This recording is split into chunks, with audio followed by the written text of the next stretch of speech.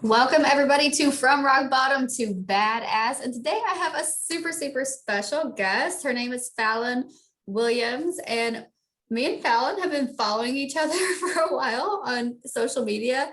And we've tried to get together a couple times. And now we finally have like this awesome space where we get to connect and I get to really just learn all about her. So I'm so excited. Thank you so much for being here, Falon. Thank you so much for having me. I'm excited that we can finally talk. I know it's going to be so good. I can feel it. So first, tell all the people, who are you? I am Falon. I am the queen of everything captivation. So I have different businesses under the head business of captivation. What else do you want to know? What are the things that you would put like after your I am? I am a podcast coach podcaster, podcast coach, mom, wife, business coach, personal trainer, lots of things.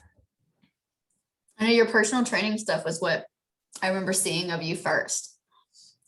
You know, that's how I started. Yeah. And it's evolved from there. So, in order to be here, you said you identify with a rebirth scenario or some kind of recovery journey. What does that mean to you? Yeah, so my life has changed a lot. I kind of always knew I wanted to be an entrepreneur, but at some point responsibilities get in the way. And then you pick like a more like path that people can understand. Yeah. Like something that society wants you to do. And I always heard, oh, you're so smart. You should do this. You should do that. So I did. And I became a paralegal. I was a paralegal in criminal defense for about 10 years. And it just wasn't fulfilling anymore at some point. Because my goal was to help people when I was doing it. Like I was working with the people.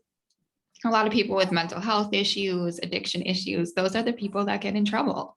Yeah. And not because they're bad people. It's because there's all these underlying issues.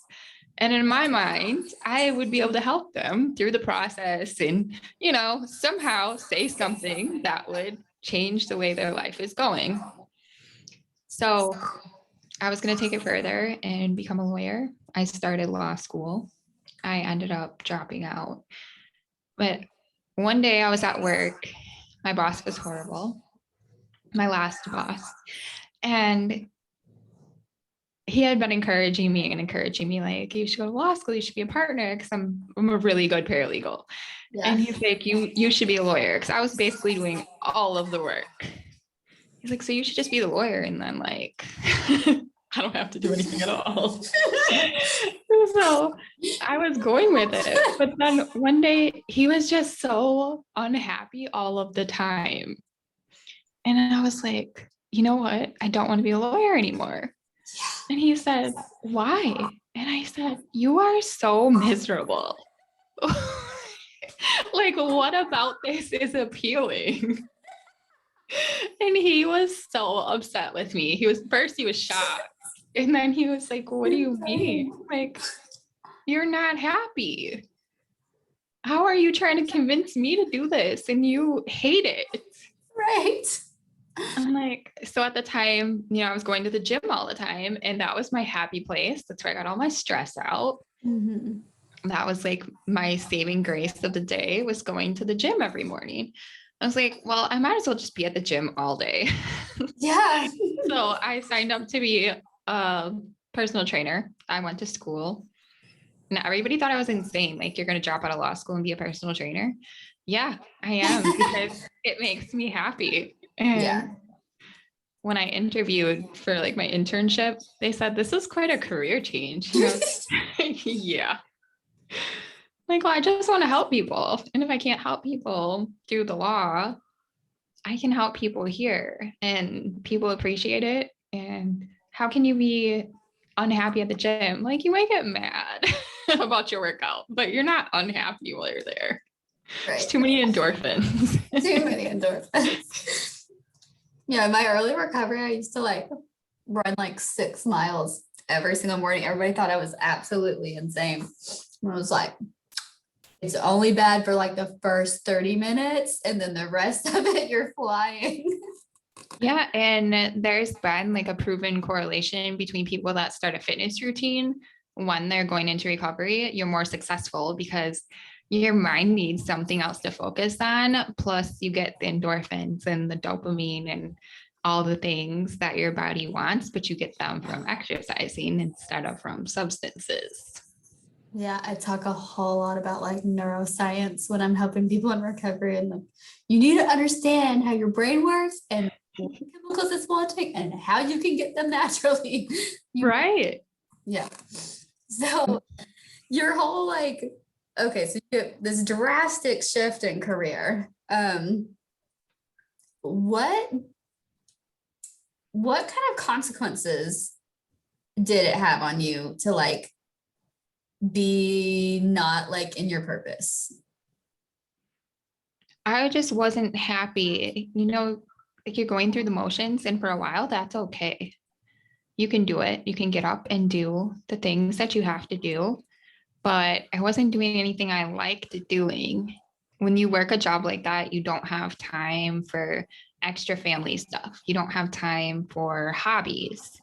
You don't have time to do anything that just brings you joy. It's always like work and responsibilities nonstop. And that makes you a difficult person to be around too, because you can't really be happy if your whole life is work and responsibilities. True. So true. So what happened after? Like, how has it changed you to go through this makeover in your life?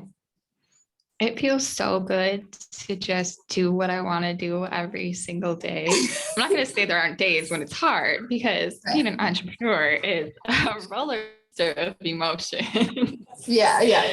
But it's so much more fulfilling. And so like you said that you were like not fun to be around before, right? Yeah, it makes you like grumpy and just short tempered. You have less time for your family and stuff. And then like the little bit of downtime you get when you're not at work, you don't want to be like bombarded with 1,000 questions, and your kids can't help but ask you 1,000 questions, and you don't really have time for your friends. And yeah, and you just get kind of bored with life, and that's not a great feeling. And so what do you like now? What's your personality like now? Now I'm happy most of the time. Right. Still a human. Yeah, I'm still human. I'm not going to pretend like toxic positivity over here. Like, oh, I never get upset. Love and light. But everything just flows now, and everything comes naturally. I'm not fighting for anything. When I work with clients, it feels like what I should be doing. There's like no question about it. So it makes me happy. I feel fulfilled. I'm free. If I don't want to do something, I don't have to do it. If I don't want to work on Mondays, I don't have to. I could just be like, no, this is my day where I just do what I want to do. So yeah, it's amazing. I'm so chill now. That's awesome. And you light up too. Like when you talk about, as soon as I asked you about how are you now? And you're like, when I'm with my clients, and like your eyes sparkle and you just light up. And so it's like really easy to tell that that's a really true place that you're coming from, like real deep, fulfilled feelings. Yeah, there is no better feeling than when you know that the work that you're doing is actually helping. Like it really makes a difference, not just like cliche, like, oh, I just want to do good. Like, no, you actually are doing good. And you can see changes in people. And yeah, there's nothing better than that. You can do useful work, right? Like any job has like useful work, and like it has a purpose and it does matter in some way, right? But it's like when it actually aligns with like what matters to you and your purpose, it's so much different. It is. And it's a hard feeling to explain to anyone that's still stuck in like, you have to work, because I understand everybody has to work and pay their bills and all the jobs have to get done, right? But then there's some of us that just can't fit into that mold without being unhappy. Yeah, I always would feel like an animal in a cage no matter what. And I've had like some good experiences that were pretty like closely in alignment with what my purpose is, and great bosses and people that were just really willing to deal with like everything about me that made me a horrible employee, but a great boss of my own, right? You know what I mean? Like, yeah, really willing to sacrifice like some, they could have had this person, but they wanted me. And I was just never good with the rules and stuff. But like, even though, no matter what, even if there's like 3 rules, like, oh, Rachel, you only have to follow these 3 rules in the whole day. Can you please keep your shit together? It's like, no, right. no, I just don't want to do it. You tell me I have to, I can't. Right. It's like the gorilla Like in the cage the gorilla in the cage at the zoo has like the nice rock and a nice leaf, and he like has water and food and everything, but he's still in the fucking cage at the zoo. At the end of the day. Oh no, you're frozen. I'll tell Okay, there you are. Okay. So now let's talk about what helped you survive your experience. So you decided that like you needed to change your life. Mm-hmm. Was there a period of time where like you still had to keep working, even though you knew like going into business for yourself was the thing now? Yeah. Change, but you still had to, you know, pay the bills. And was there a period of time you just kind of had to like survive? And what did you do? Yeah, because my program was 4 months and then I had an internship after that and I had to keep working the whole time. Plus it was like I got all these tests once I decided I was going to leave. Like I got offered a different job at a different law firm, making more money. So then I told my boss about that. So then he gave me a substantial raise to stay. And it was just like, it was such a battle of like, do I stay and do what I've been doing? Because I'm good at it and I know it's secure and, you know, I have bills to pay. Or do I keep going with this journey that I'm on? And I mean, there was a lot of days I just wanted to walk out. Like, I can't do this anymore. I had already, like, in my heart, I had checked out. So I'm like, I don't want to do this. I just want to leave. So it was probably, it ended up being 10 months from the time that I decided, like, I was really, really done until I actually left. 10 months. What did you do with yourself in those 10 months to get through? I just kept reminding myself that it was short term and I spent my free time working on what I wanted to be doing when I left.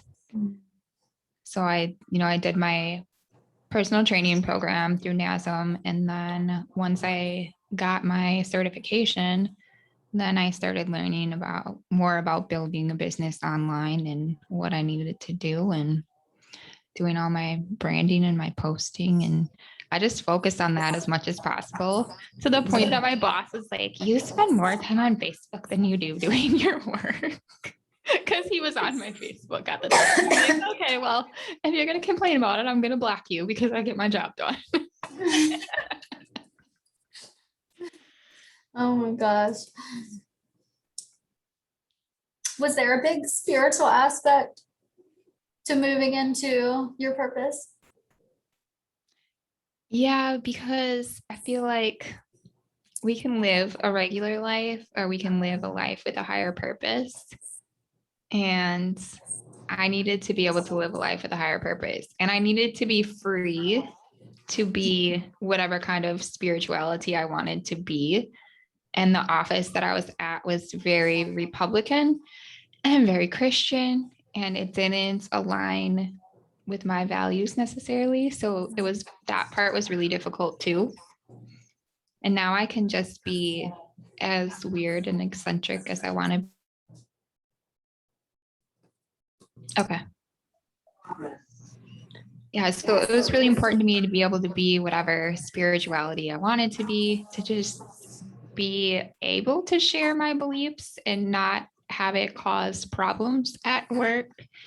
And for me to feel like I could just be myself and I could share with other people that they can have whatever beliefs they want to have. Because in my opinion, I don't care what people believe in. I support people in whatever their beliefs are.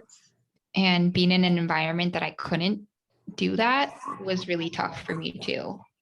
Because I don't think anyone should be forced, like, you must believe this, and this is the only thing we can talk about in this place. Yeah, I believe that too.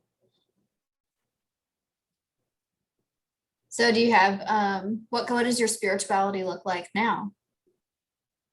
I say I'm spiritual and not religious. I lean towards a lot of practices from witchcraft. I like to do incantations and moon work and manifestations and tarot readings. Yeah, I believe all that. fun stuff. Yeah, all that fun stuff. I believe the universe is always supporting us as long as we're helping it and we're working with it and not fighting it. Yeah. Being open. Yeah. So what are you struggling with now? Finding a balance, I think, is the hardest part of being an entrepreneur, because some days I just want to do all the things at once. I know nothing about that. I definitely don't do that. Right? They don't all fit into my schedule. I'm the queen of like 20,000 tabs up on my 3 screens. Oh yeah, me too. All the time. And it drives my husband crazy, and he'll be like, why? Like, how am I supposed to remember what I'm doing if I close the tab? Like, that tab is there for a reason. I don't know what it is at the moment, but it made sense at the time. I'll cycle back around to that tab. Maybe 10 minutes, maybe tomorrow. I don't know yet. Yeah, like on my phone, I probably had 36 tabs open, and they're all really important information that I'm going to read. I don't know when, but I'm going to. We don't need lists. We just need lots of tabs. Right. And I think the other thing is setting boundaries, because I want to give so much that you can fall into that trap so easily where you're just like giving and giving, and not setting boundaries with people allows them to take way more than necessary. And it also doesn't help them grow if you're just giving them free rein to do things. That's been one of the biggest struggles that I've gone through in my business, is learning how to be firm with my boundaries. Yeah. Accepting money is like really hard, or I'm getting better at now, but like I think the whole first year after I released my book, I spent all of the royalty money on giving away free copies of like anytime I would make money on the book, I would spend it to buy author copies and then go donate them at like mental health organizations. And oh my goodness. Finally, my mom had to be like, Rachel, you know, this is like, you have to get paid too. And I was like, yeah. So I finally stopped giving away. Yeah. It's hard. Yeah, it's hard though. You just want to be able to give it to everyone. When you have something good to give, you know, you want everybody to have it. Right. And that's why I started out with my services priced way too low. And I'm like, well, I just want to help people. Like, you have to make money. You have a business. Right. I had a coach tell me, well, people are going to think that your work is low quality. She saw my posts up like with some insanely low price. I think it was like $25 for a session. And I had on LinkedIn like years ago. And she was like, and then like was like, let me give you a free session of business coaching and tell you how to. And she like set me all the way straight, and she was like, look, like I know that's great, but like people are gonna think that you're service is low quality because it's low priced. I know it's Mhm. available for everybody, but this is not how to do it. And I was like, oh my God, okay. Right. Ever And I then, can see that, you know? yeah. And then it's like, I want to be able to reach the most amount of people as possible. Right. So I think giving people a low price will do that, but it doesn't really, because if people really want the help, they're going to come up with the money. I don't mean like you need to give me $10,000 today, but if it's reasonable, people will come up with it. Yeah. And we can't always assume what people have either. I have a really bad problem of assuming like people Can't need my afford it. generosity, Yeah. but they don't. You're just like insulting the hell out of people, and they're like, I've got plenty of money. Right. I just assume everybody doesn't have any money. So funny. Just because you were poor forever doesn't I am, lady. Right. Now take my check and shut up. I'm like, okay. Yeah. Who was the biggest supports along your journey, and how did they support you? I think probably my husband, because he has to put up with my random coming home and being like, I'm not going to do this anymore. I'm not going to be a lawyer anymore. Like, I'm going to work at the gym. And it's just, he's like, well, you'd be good at it. I don't know where this is coming from, but okay. And like all just the ups and downs, COVID, and it was hard to have, a relatively new business during COVID because I started in October of 19. So it was a lot. Yeah. My husband was definitely the most supportive. When I have tantrums about things not going my way, he's always like, it's fine. You're good at what you do. It'll all come together. And then when it starts to, I'm like, oh yeah. Wow. And I have the best friends in the world. I'm very blessed with the friends in my life. They are always like encouraging me to do everything. That's so good. I feel like I just had to take a look at my husband's perspective on me. I'm listening to you talk, and I was like, oh God. He's probably cringing all the time.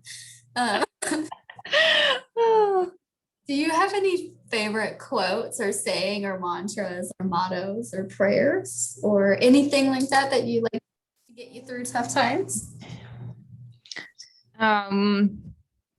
The one when I was first starting was, why would I stop? Or who's going to stop me? Nice. I used to say that all the time. Like, who's going to stop me? I'm going to do it, Yeah. Now I have like different kinds of affirmations. Right now, the one on my phone is like, I'm powerful, magical, captivating. Beautiful. I usually make a different one each month for my screensaver on my phone related to whatever I need to feel for the month. It's always different. Same. I make my passwords my affirmations, so I have to type them and say them 20,000 times a day. Oh, that's a really good idea. I'm like, you're going to do this affirmation. Make it my Facebook password. You're going to get in there, right? Okay. So let's say there's a girl that's just like Falon was back in the day as a paralegal, just unhappy as hell at her job. And she was feeling just like you felt. What would you say to her? One piece of advice. You are not stuck. You can change your life anytime you are ready. Shit, yeah.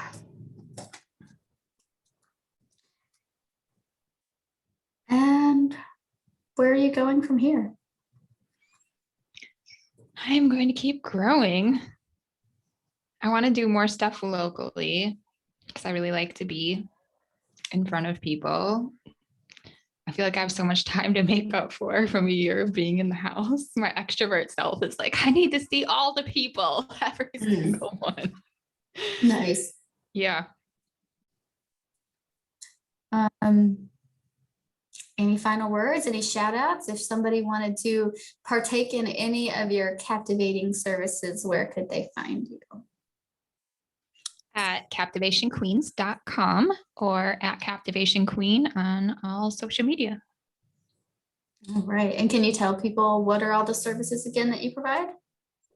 I am an intuitive business and branding coach, and I help people like create a clear vision for their business so they can leave their 9-to-5s.